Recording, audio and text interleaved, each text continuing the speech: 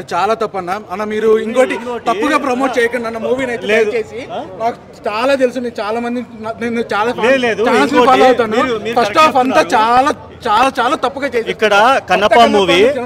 మూవీకి నిన్న మంచు మన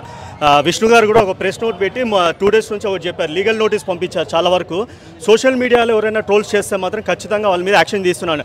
ఫ్యాన్స్ని మనం తప్పులు పట్టకూడదండి ఫ్యాన్స్ ఇంతమంది 3 hours 10 minutes కాదు మీ 3 hours 30 minutes 40 minutes పెట్టుకొని సినిమా ఎవరైనా కంటెంట్ ఉంటే ఖచ్చితంగా ఎంజాయ్ చేస్తారు స్పెషల్లీ ఈ సినిమాలో చాలా మంది ఎదురు చూస్తుంది ఈ 3 hours 10 minutes కానివ్వండి 3 hours 5 minutes కానివ్వండి ఎస్పెషల్లీ ప్రభాస్ కోసమే ప్రభాస్కి కంటిన్యూ ప్రభాస్ గారికి బ్యాక్ టు బ్యాక్ చాలా మూవీస్ ఉన్నాయి రాజా సాబ్ కానివ్వండి ఇటు స్పిరిట్ కానివ్వండి బ్యాక్ టు బ్యాక్ మంచి ఫామ్లో ఉన్న హీరోని ఎప్పుడు కానీ కూడా మీరు ఆయనను పెట్టుకొని మార్కెట్ చేయకండి నేను చాలా రిక్వెస్ట్ చేస్తున్నాను ఎందుకంటే ప్రభాస్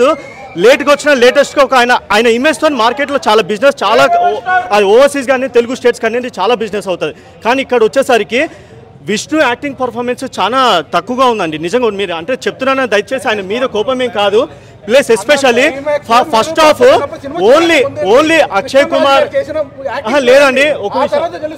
అక్షయ్ కుమార్ కానివ్వండి నేను చెప్తున్నాను కదా ఆయన మీద నేను సెక్షన్ 20/A నేను వేస్తాను సెక్షన్ 20/A ఏంటంటే మనకి ఫాల్స్ ఇన్ఫర్మేషన్ ఇవ్వడం అనేది ఆయన చెప్పారు కదా ప్రెస్ రిలీజ్ నోట్లో ఏమని చెప్పారు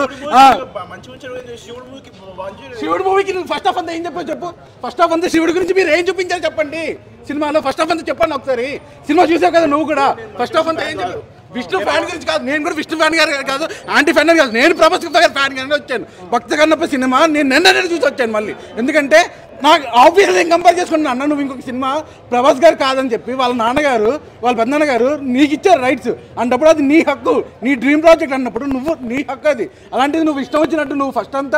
హాఫ్ అంతా సినిమా అంతా మార్చుకొని అలా చేసుకుంటే తప్పు అది